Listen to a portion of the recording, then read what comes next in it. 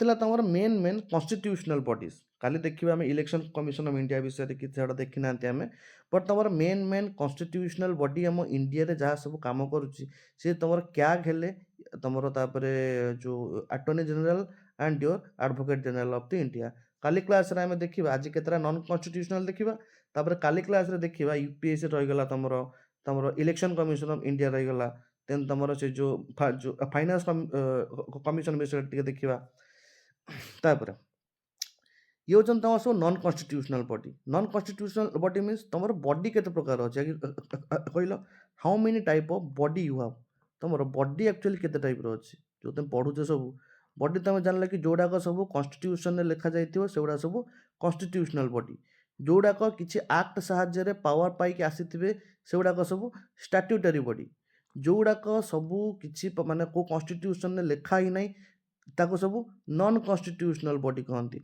जोडाक सब कॉन्स्टिट्यूशन माने कॉन्स्टिट्यूशन ने तार पार्ट अछि बट कॉन्स्टिट्यूशन रे चार माने जा विषय लिखा है तार आउ गोटे ब्रांच विषय किछि लिखा ही नहीं ताको हमें कहंती एक्स्ट्रा कॉन्स्टिट्यूशनल बॉडी जोटा कि कॉन्स्टिट्यूशन अछि बट तमर एक्स्ट्रा कॉन्स्टिट्यूशनल बॉडी ने हमें ताको देखुचंती तमर सेही जेतिक रहि गला नॉन कॉन्स्टिट्यूशनल बॉडी ताका भितर फास्ट तमर हला कि प्लानिंग कमिशन 1950 रु 2014 भितर तमे देखिथिलो मु सबु प्लानिंग कमिशन तुमको कहितली प्लानिंग कमिशन 1 जो 5 ईयर प्लान सब आस्थिला 1 2 3 4 5 6 7 8 9 10 11 हमर एतिक जाय आसीथिला देन तमर नीति आयोग क्रिएट हे गला द थिंकिंग टैंक तक जाको को तमर नीति आयोग क्रिएट हे गला आ तमर इंपोर्टेंट तम पई इकोनॉमिकली जिंस होला कि ए 1 नंबर 2 नंबर जहाँ तुम कौन सब कह तुम से जो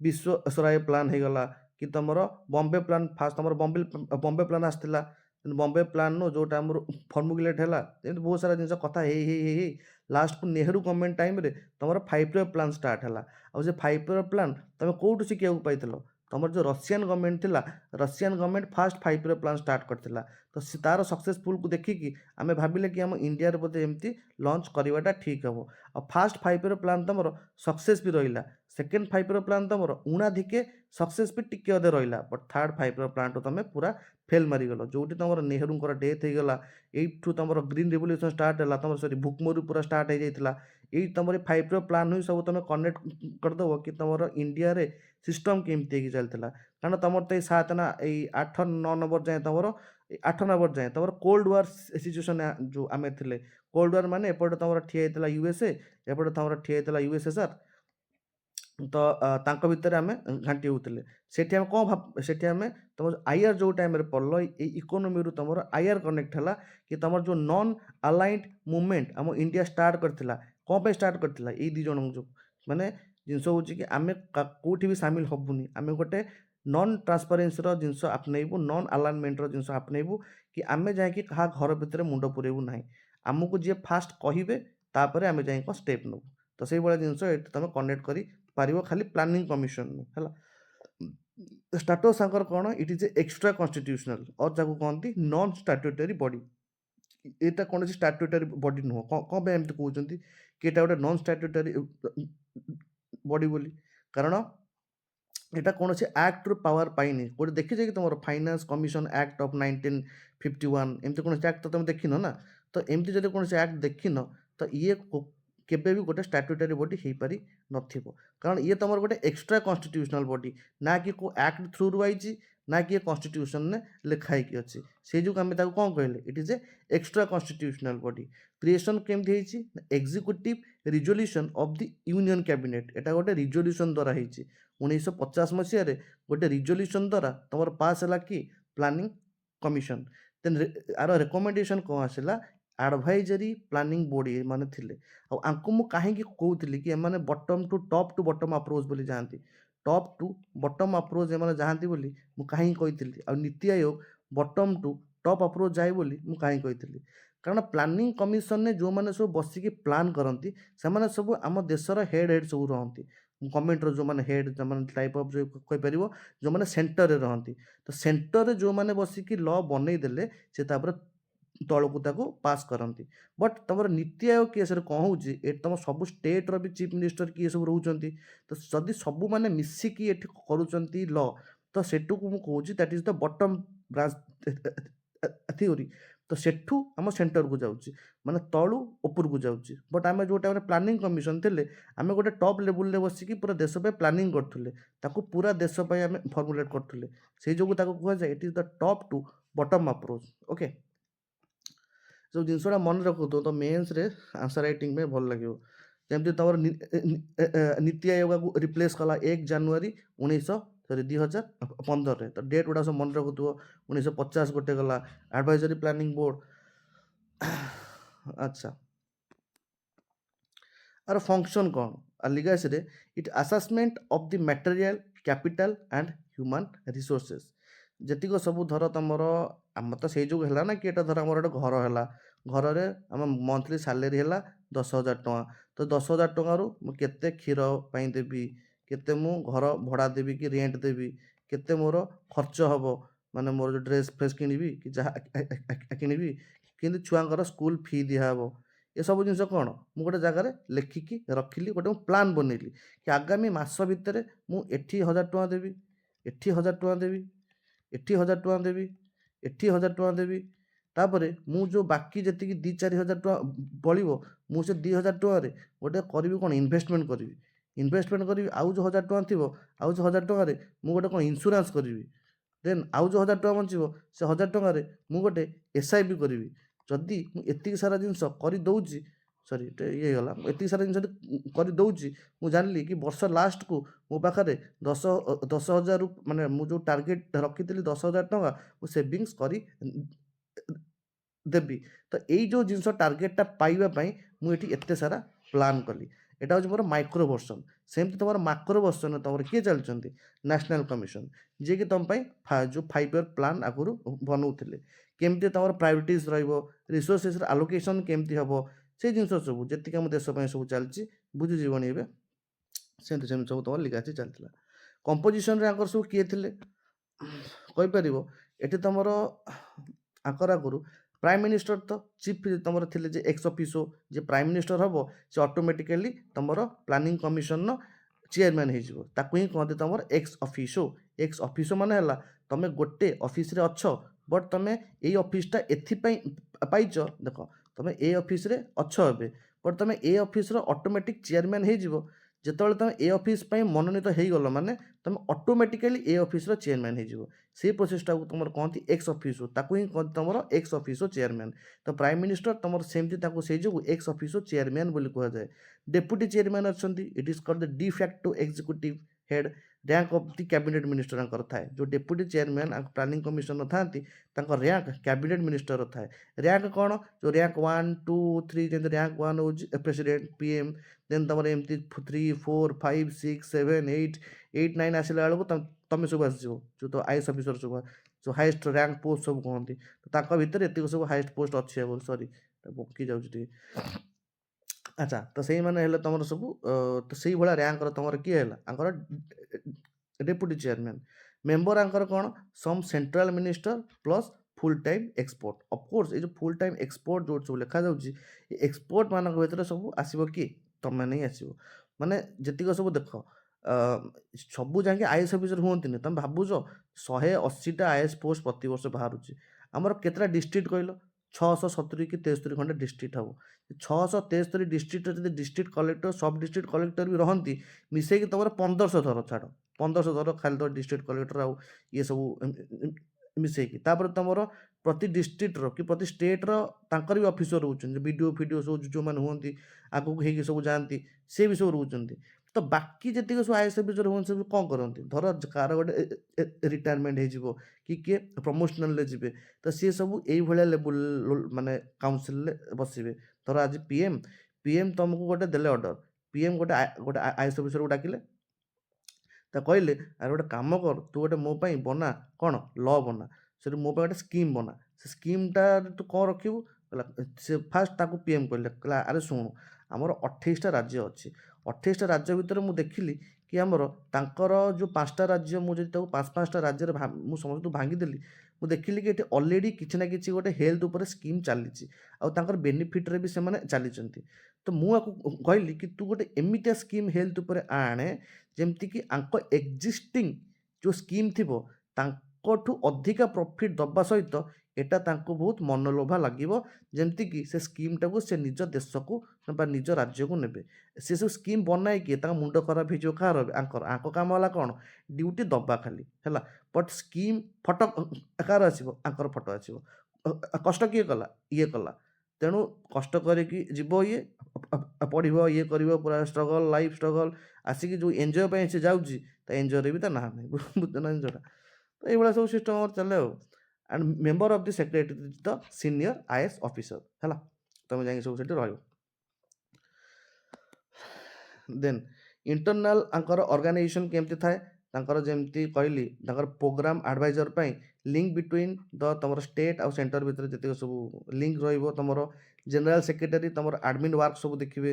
ଦେନ୍ ଟେକ୍ନିକାଲ ଡିଭିଜନ ତମର କ'ଣ କେତେଟା ସବଜେକ୍ଟ ଏକ୍ସପର୍ଟ ଥିବେ ଆଗ୍ରିକଲଚର ଉପରେ। କାରଣ ଦେଖ ମୁଁ ଗୋଟେ ପ୍ଲାନ୍ ବନେଇବି ହେଲା, ମୁଁ ସିନା ଘର ପ୍ଲାନ୍ ବୋଲି ମୁଁ ଜାଣିଛି କ୍ଷୀର ଏତିକି, ଇଏ ଏତିକି, ସିଏ ଏତିକି ବନେଇଦେବି। ମୁଁ ଯେଉଁଠି ଗୋଟେ ଦେଶ ପାଇଁ ପ୍ଲାନ୍ ବନଉଛି, ଧର ମୁଁ PM, ମୁଁ ଗୋଟେ ଚେୟାରମ୍ୟାନ୍, ମୁଁ କ'ଣ ଜାଣିଛି? ମୁଁ ଦଶମ ବି ପଢ଼ି ନାହିଁ, ବୁଝିପାରୁଛ ତ ଜିନିଷଟା? ମୁଁ କିନ୍ତୁ ଗୋଟେ PM। ତ ଯେଉଁ ମୁଁ PM ଅଛି, ମୁଁ ଏବେ କ'ଣ କରିବି? ପ୍ଲାନିଂ କରିବି। କ'ଣ ପ୍ଲାନିଂ କରିବି? ମୁଁ ଚା ବନେଇବି କେମିତି କି? ତ ଜିନିଷ ହେଉଛି କି ଆଗ୍ରିକଲଚର ସବୁଠି ନା ଇଣ୍ଡିଆର ପ୍ରତି ପୋର୍ଟଫୋଲିଓକୁ ମୁଁ ଦେଖିବି, ପ୍ରତି ମିନିଷ୍ଟ୍ରିକୁ ମୁଁ ଦେଖିବି, କେତେ ପଇସା ଆଲୋକେସନ୍ ହେବ, କେମିତି ପ୍ଲାନିଂ ହେବ, ସବୁ ଦେଖିବି। ତ ସେଇଠୁ ସବୁଠୁ ଗୋଟେ ଗୋଟେ ଏକ୍ସପର୍ଟ ଆଣନ୍ତି ସେମାନେ ତାକୁ ପ୍ଲାନିଂ କହିବେ କି ଆରେ ଆମ ସିଷ୍ଟମରେ ଏମିତି ଚାଲିଛି, ଆମକୁ ଏତେ ପଇସା ଦରକାର, ଆମ ସାଇନ୍ସ ଆଣ୍ଡ ଟେକ୍ନୋଲୋଜି ପାଇଁ ଏତିକି ଦରକାର, ଆମ AI ପାଇଁ ଏତିକି ଦରକାର, ଆମ ପାଇଁ ଏତିକି ଦରକାର। ତ ସିଷ୍ଟମ୍ ହେଉଛି ଗୋଟେ ବସିକି ଗୋଟେ ପ୍ଲାନିଂ ହେବ, ତାପରେ ଦେଶ ପାଇଁ ଗୋଟେ ଟାର୍ଗେଟ୍ ସେଟ୍ ହେବ। ସେସବୁ ତୁମର ପ୍ଲାନିଂ କମିଶନର କାମ ଥିଲା।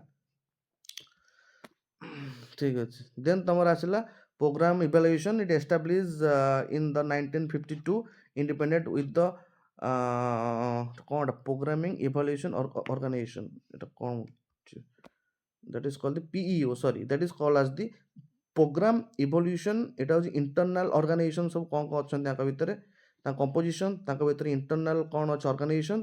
ଦେନ୍ ତୁମର ପ୍ରୋଗ୍ରାମର ଇଭାଲୁଏସନ୍ କିଏ ସବୁ କରନ୍ତି ଭିତରେ, କେଉଁ ସବୁ ଅର୍ଗାନାଇଜେସନ୍ ଅଛନ୍ତି।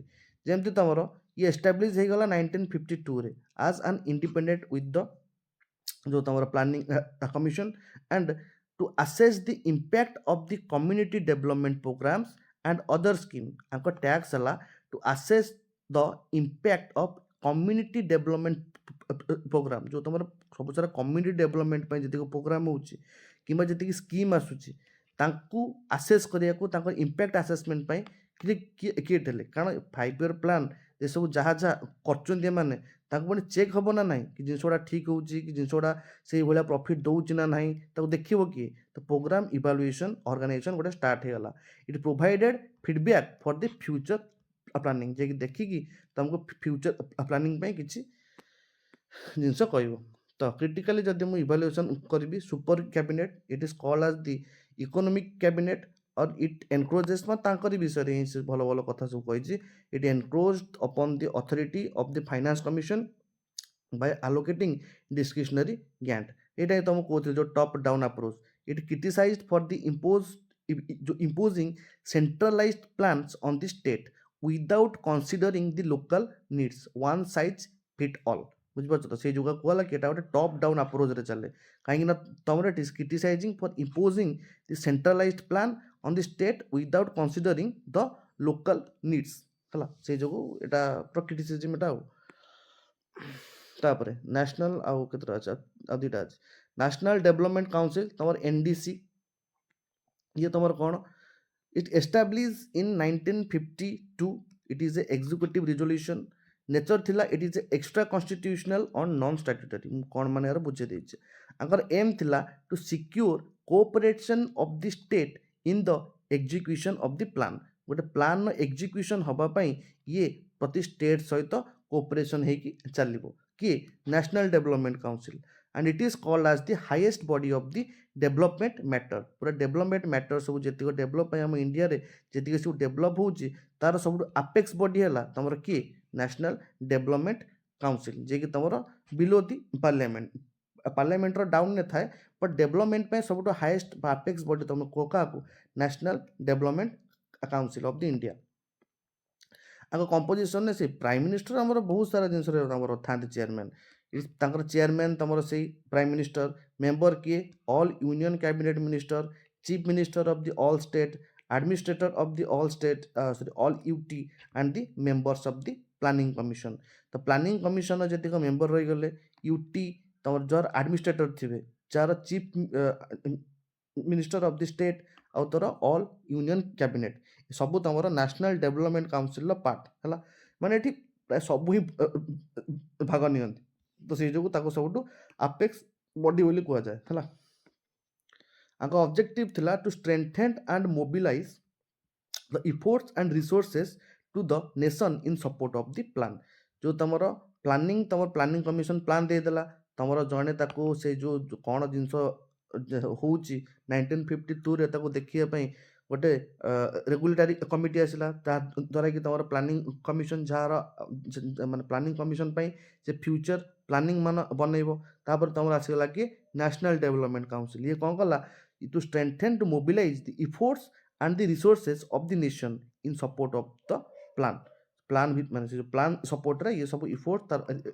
रिसोर्सेस को मोबिलाइज करिवो एंड टू प्रमोट कॉमन जो economic policy to ensure the balanced and rapid development for of all part of the country से जो जेतिक सब मुझे देखली तुमको कौन कहल जेतिक सब मोर नेशनल कमिशन जो 5 ईयर प्लान आसाला तुम काम होला जाई देखिबो कोउट कोउट सब आसीथिला तुम इनक्लूसिव ग्रोथ को जो हमर बहुत ना इनक्लूसिव ग्रोथ तुम को नंबर ये आसीथिला माने जो प्लान रे देन तुम सस्टेनेबल डेवलपमेंट सस्टेनेबल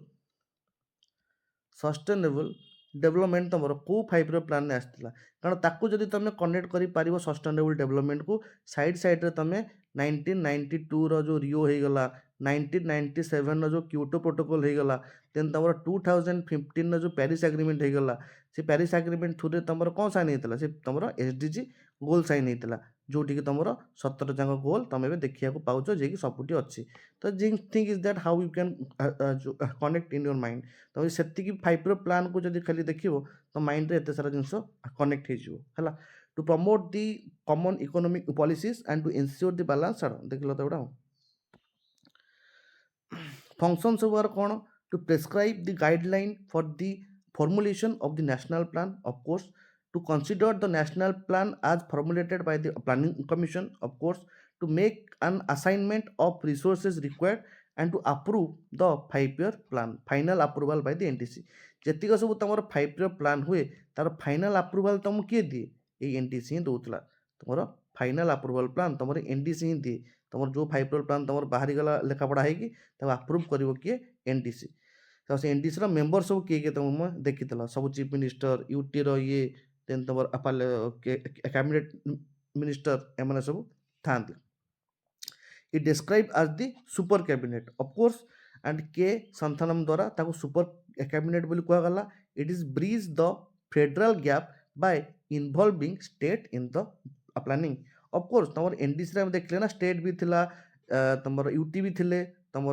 कैबिनेट भी थिले तो से जो ताको ब्रिज द फेडरल गैप जी फेडरल गैप आमर होता से फेडरल गैप को तुम यही NDC द्वारा फिल करदेल सेंट्रल स्टेट भीतर जो गैप रोला तुम NDC द्वारा फिल करदेल से यह कहूँ चाहूँगी करेन्ट स्टाटस रे since the creation of the NITI Aayog the NDC has not meet है since the creation of the NITI Aayog, the NDC has not met its function are effectively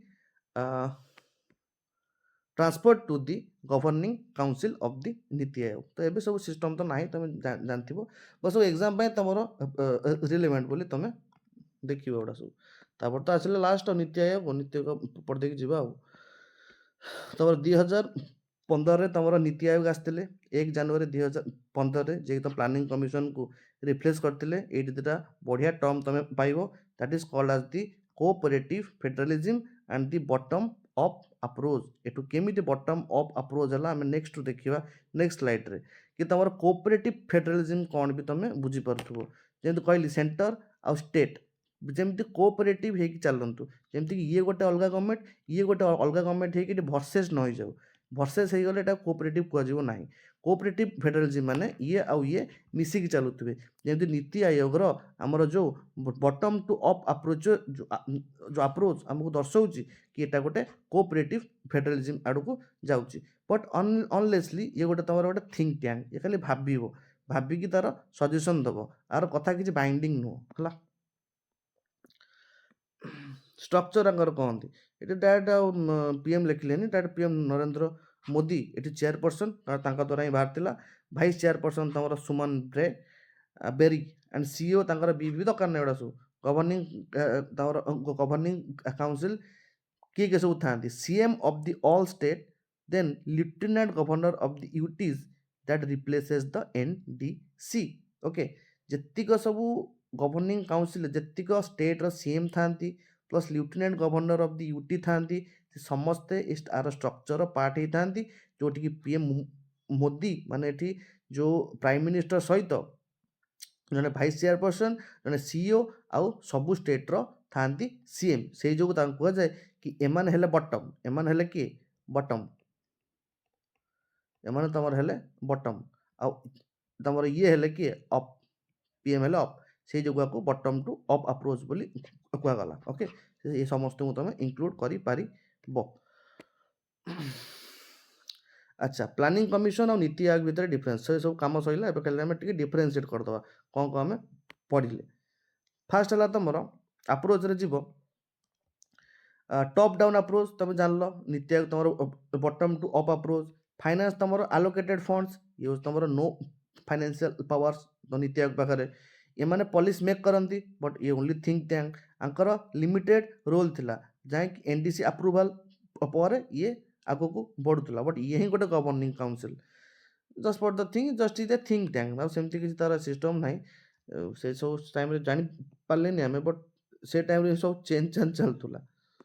ଛାଡ଼, ଏକ୍ଜାମ୍ କର୍ଣ୍ଣରରେ ତମର previous year question ଗୋଟେ ଦେଖିଥାଏ। ଏଇଠୁ ବହୁତ ବଢ଼ିଆ ବଢ଼ିଆ କ୍ୱେଶ୍ଚିନ୍ ଆସେ ହେଲା। ତମେ in India, the other than the ensuring the public funds are usually efficiently and for intended purpose, what is the importance of the office of the CAG? CAG exercises the exchequer control on behalf of the parliament when president declares national emergency or the finance emergency. Then CAG report on the execution of the project or a program by minister are discussed by the PAC, तमर से planning छाड़। CAG report on execution of the projects and programs by the ministers are discussed by the PAC and CAG exercise the excess control। आ भितर कोटा ठीक है से देखना ए देखिनी किछ कटि जाइए बोधे 1 2 पूरा कुछ लिखिनी।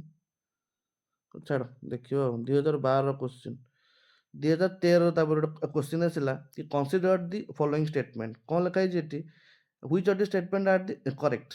Attorney general of the India can take part in the proceeding of the Lok Sabha, ठीक ना भूल अच्छे यही टाइप रे तुम सब क्वेश्चन आसो। तो ऑफकोर्स से पार्ट टेक पारती be a member of the committee of the Lok Sabha, ये तुम गोटे कमिटर मेंबर हो पारे। ऑफकोर्स आम देखिले जो पार्लियामेंट्री कमिटी सी सामिल होते राइट टू स्पीक से पार्लियामेंट्री कमिटीज थी स्पीक इन द लोकल जो लोकसभा ऑफकोर्स देखिले बट भोट दे पारे ना।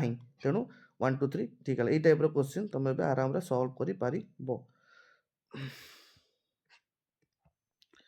अच्छा, देन आउ गोटे टाइप क्वेश्चन आसला NDC विषय कि तुम which of the following constitute the national development council. Prime minister, chairman आउ finance commission, minister of the union cabinet and chief minister of the state. देख लो तो जिनस गुड़ाक सब जगह तुमको जब क्वेश्चन के बारे देखी न देख लो सब जगह चिन्हा चिन्हा लगुनि। अरे हाँ, चेयरमैन फाइनेंस कमिशन तो हो कारण NDC मान गोटे नेशनल डेवलपमेंट रे फाइनेंस कमिशन बसबन ना जदि मु पढ़ी नथिबि जिनसटा कि एई बडा कंफ्यूज हेबि मु। अरे प्राइम मिनिस्टर तापर प्राइम मिनिस्टर तो चेयरमैन ना पुणी आउ थे चेयरमैन लिखार कौन रिजन था। Prime minister the chairman the finance commission ଏଟା ନୁହଁ minister of the union cabinet ଆଉ chief minister of the all state ଏସବୁ ହେଉଛନ୍ତି ତାଙ୍କର NDCର ମେମ୍ବର। मेन्स रो प्रैक्टिस क्वेश्चन जब तुम लिखिबो the controller and the auditor general has very vital role to play as the guardian of the public purse discuss in hints भी सब दे देछि कि तमरो अकाउंटेबिलिटी तम माने कोन बुझुछो जोटा कि मु कहूछि एग्जीक्यूटिव अकाउंटेबिलिटी जोटा कि तमरो एग्जीक्यूटिव अकाउंटेबिलिटी तमे माने से जो जिनसडा सॉरी हां एग्जीक्यूटिव अकाउंटेबिलिटी मु कहूछि ए जिनसडा कोन ताको लिखिबो आर्टिकल 148 तुमको कौन कहूँ तुम क्यागर ऑफिस गोटे रहा दरकार तुम प्रॉपर्टी ऑडिट सॉरी कौन प्रॉपर्टी ऑडिट आउ तुम से जो आबेल्स क्रिटिसिज्म कौन कौन सब क्रिटिसिज्म करथिला हम इंडियन क्याग को कि ये गोटे पोस्ट जार कि सेमती किसी जो कौन आम इंडिया रे पोस्ट जो गोटे कौन जो प्री कॉलोनियल एरा रु चली आसी है तो सही जिनसा देखो मॉडर्न कौन कौन नीड्स अच्छी से भाया तुम जीव प्रैक्टिस कर कौन एमती NDC विषय अच्छी क्वेश्चन क्वेश्चन लिखा ही जाए सुपर कैबिनेट कहीं कहुए टे सरू टे क्वेश्चन गुड़ा बस प्रैक्टिस करिया कंपेयर भी जब तुम देखो आंक भितर क्याग AGI भितर ये तुम आर्टिकल 148 रे अच्छी AGI तुम 76 रे अच्छी एडवोकेट जनरल 165 UPSC तुम 315 जोटा कि आम काली देखा काली आम देखा election commission of India UPSC then तुम कौन बाकी रहा शुण तुम CBI देन तुम CVC देन तुम जो एनफोर्समेंट डायरेक्टर EDGA देन तुम आउ सब कौन रहा तुम रहा से जो कौन बॉडी अच्छी इलेक्शन कमिशन गला UPSC गला देखा आ कौन अच्छा तुम national human right commission national human right commission for SC and ST तापरे national human right commission for women जोटा कि तुम ये national human right commission of women तुम को कॉन्स्टिट्यूशनल बॉडी नुह national human right commission for women जे रोचे से तुम कौन कॉन्स्टिट्यूशनल बॉडी नुह ताको पावर किए दौर तुम एक्ट ऑफ 2005 ताको पावर दौर जहाद्वारा ये गोटे तुम statutory body it is A statutory body तुम किए national human right commission but तुम नेशनल कमिशन फॉर ST आउ ST जोटा कि तुम आर्टिकल नंबर 238 बोधे ना 9 बोधे क्लॉज 1 क्लॉज 2 रे जोटा सब लिखा ही अच्छी से तुम गोटे गोटे कॉन्स्टिट्यूशनल बॉडी तो कंफ्यूज हेनी जब 3 टाइम तो ऑप्शन में आसो national human right commission for SC for ST for women which one of the following is a constitutional body 1 2 1 and 2 और 1 2 3 बुझिपार तो सॉरी खाली 3टा सॉरी कौन कहली ना खाली 3 तो तांका भितर ए दीटा 1 आउ 2 कॉन्स्टिट्यूशनल बॉडी हेबे वुमेनटा तुम स्टैट्यूटरी बॉडी हम है तो ये सब टिके पॉइंट नजर रखुव तुम क्वेश्चन आस तापर सब देखला सब फास्ट क्याग आमर किए थे B नरहरि राव तुम फास्ट क्याग थे current CAG GC Murmu first AGI MC सेटल भाड़ तुम लंगेस्ट सर्विंग AGI तुम कहीपर फास्ट AGI ये थे MC सेटल भाड़ करेंट AGI तुम किए अच्छा R वेंकटरामन जे कि तुम एबे भी अच्छा किए जम्मू काश्मीर तुम से जो लेफ्टिनेंट गवर्नर देन तुम नीति आयोग CEO BVR सुब्रमण्यम ये तुम नीति आयोग CEO अच्छा फॉर द क्विक फैक्ट मन रखा तो कंक्लूजन रे तुम कौन पहुँचल कि CAG ensure the financial accountability and law officer uphold the rule of the law planning body से सब देखिल छाड़ खाली मुझे आ गोटे कथा कही दूसरी टाइम है audit receipt CAG audit centre state check against leakage include GST FST हाँ ये सब देखे छाड़ और कौन देखुली से CAG and the CAG is an agent of the parliament and he is the friend philosopher এটা মনে রাখিথিব he is the friend philosopher and the guide of the public account committee যদি পচারে एग्जाम रे friend philosopher guide public account रे किए of course CAG कारण सब report CAG पाखरु ही आने he attend the planning committee जो जति सब मीटिंग अच्छी assist in the examine जो audit reports छाड़ लिमिटेशंस ऑफ AGI तुम देख लो इट इज कौन प्राइवेट तंर जो हाँ यहाँ देख AGI और लॉ मिनिस्टर भितर डिफरेंस कौन AGI तुम गोटे कॉन्स्टिट्यूशनल ऑफिस 76 रे तुम देख लो A legal expert represents the government in the court, is not a member of the cabinet but ये एमपीଙ୍କର ପ୍ରିଭିଲେଜ୍ ଭୋଗନ୍ତି। ବଟ୍ ଲ ମିନିଷ୍ଟର କିଏ? ଇଏ ତମର ଗୋଟେ ପଲିଟିକାଲ ଅଫିସ୍ ଯେଉଁଟାକି ତୁମର ମିନିଷ୍ଟ୍ରି ଅଫ୍ କ୍ୟାବିନେଟ୍ରେ ଯାଏ। ତୁମ କ୍ୟାବିନେଟ୍ ମିନିଷ୍ଟର ଭିତରୁ ଜଣେ ଲ ମିନିଷ୍ଟର ବି ଥାନ୍ତି, ଯେଉଁମାନେ କି ପଲିସି ଆଉ ଲେଜିସ୍ଲେସନ୍ ବିଷୟରେ ଦେଖନ୍ତି କି କେଉଁ ଭଳିଆ ପଲିସି ଚାଲିବ ତୁମ ଲ ଉପରେ, କି କେଉଁ ଭଳିଆ ଆଗକୁ ଲେଜିସ୍ଲେସନ୍ ଆସିବ, ସେସବୁ ଲ ମିନିଷ୍ଟର ଦେଖନ୍ତି। ବଟ୍ ଏଜିଆଇ ତୁମର ଓନ୍ଲି ଯାଇକି ରିପ୍ରେଜେଣ୍ଟ କରନ୍ତି, ଇଏ ଲ ଫ କିଛି ବନାନ୍ତି ନାହିଁ ହେଲା। ବଟ୍ ତୁମ ଲ ମିନିଷ୍ଟର ଜଣେ ତୁମର କ୍ୟାବିନେଟ୍ ମିନିଷ୍ଟର କହିପାରିବ। In UK AG is a member of cabinet ହେଲା। ଆମ ଭିତରେ ଡିଫରେନ୍ସ ହେଲା कि आमर जो अटर्नी जनरल जो अच्छा से तुम इंडिया जो कैबिनेट जो कमिटर पार्ट नुह बा तुम कैबिनेट पार्ट नुह बा मेंबर नुह बट यूके रे it is the part of the cabinet. NDC versus NITI Aayog देखिदब खाली कौन हेड पीएम एथ्री पीएम फोकस 5 ईयर प्लान ये तो 15 ईयर विजन और 7 year strategy very long visionary कहीपर। नेचर तांकर approving body it is a very deliberative body कहीपर। थिंकिंग टैंक मेंबर एटी सीएम कैबिनेट एटी सीएम प्लट लेफ्टिनेंट गवर्नर्स है से जो बड़ बड़ सामिल ना गोटे थिंकिंग टैंक कर रख कौन जाऊँ। NITI Aayog role disinvestment NITI Aayog identify the PSU for the strategic disinvestment and the DIPAM that is called as the Department of the Investment and Asset Management। देख तुम जो एबे जो जिनसटा को तुम खाली कही देख यहाँ धर टोटाल तुम गोटे 100% PSU है it is A PSU of 100%।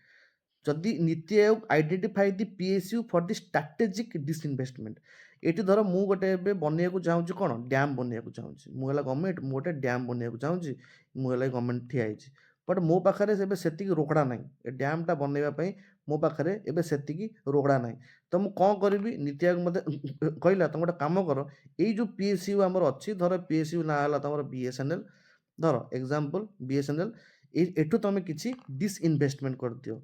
Fast तुम गवर्नमेंट को कहल ना देख जदि आ शेयर रु मु 51% मु बिकी दूची ताले सेटा PSU रु प्राइवेट हो कहती प्राइवेटाइजेशन। जदि मु 51% जाए बिकी दूची बट जदि तुम शेयर तुम से कंपनी अच्छी से BSNL अच्छी बट से BSNL रो मुझे 51% रु कम बिकुची धर 20% 30% 40% ये जो पैसा मु बिकुची एठू जो पैसा आसला डॉलर कि तोर जहाँ भी आसला ये डैम कम लगे मत टेम्पोरारी मत कौटू पैसा जो मिलगला आ मु कौटू लोन भी कली ना या ही तुम कहती स्ट्रैटेजिक डिसइन्वेस्टमेंट जोठी कि मु पूरा प्राइवेट कंपनी को दौ ना मो कंपनी PSU किछिटा पार्ट मु बिकुची 10% है कि 20% है ताकू ही तुम कह that to mean by the disinvestment. Update कौन the key role in Air India privatisation तुम आसेट मोनिटाइजेशन पाइपलाइन तुम जो छाड़ जो बेकार जिन सब तुम जो होता डिलिमिटेड कौन डिमोनिटाइजेशन कि तुम जना पड़ा मत कि जना पड़ा टोटाल स्काम हो सब गोटे जो मैंने फायदा पाया कथा पाईगले है। तापर इंडिसेस बाय द जो NITI Aayog is promoting the competitive federalism like SDG India index India ये सब देखुव है ये इंडिसेस गुड़ाक तुम नीति आयोग पब्लिश करे सबू जाक इंपोर्टाट सबू जाक देख जदि एग्जाम पकईदेव आंक भितर कौ कौ गुड़ाक तुम नीति आयोग देखे SDG India index India innovation index school education quality index state health index आउ एक्सपोर्ट प्रिपेयरनेस इंडेक्स सबू जाक तुम देखे किए नीति आयोग थोड़े स्लाइडटा को जो करदेव ओवरलुक करदेव। तापर यहाँ तुम पूरा करेन्ट अफेयर यहाँ 2024 अप टू डेट तुम जो कौन UPSC क्वेश्चन यहाँ से पूरा पकई केतेटा डिस्ट्रिक्ट भी से लिखी ये जो डिस्ट्रिक्ट गुड़ाक से कौन कि जो जी सब टर्म गुड़ाक ना जब आगू हबार अच्छी से गुड़ाक केवे भी छाड़बनी जोटा गवर्नमेंट आगू फ्यूचर अच्छी 100 यूनिट करी 100टा गाँ करी 100टा फैक्ट्री करी ये जो पॉइंट गुड़ाक जमा भी मिस कर ना यहाँ को मन रखुव मुझे क्वेश्चन 3टा 4टा देखिले है सी सब करेन्ट अफेयर डायरेक्ट उठे आनी it focuses on the 112 most under developed district and 3C approach रे जीबी that is called convergence collaboration and the competition. Update कौन जो आगर कौन success lead to the aspirational block program of 2023 and 24 ये aspirational district program under रे 112टा under develop district आसी जे कि तमर नीति आयोग द्वारा लॉन्च होईची जे कि 3C अप्रोच द्वारा चलीची तमर एटा करंट अफेयर रे मन रखिया दरकार एतिक तमर थिला आउ किछ नाही आउ सब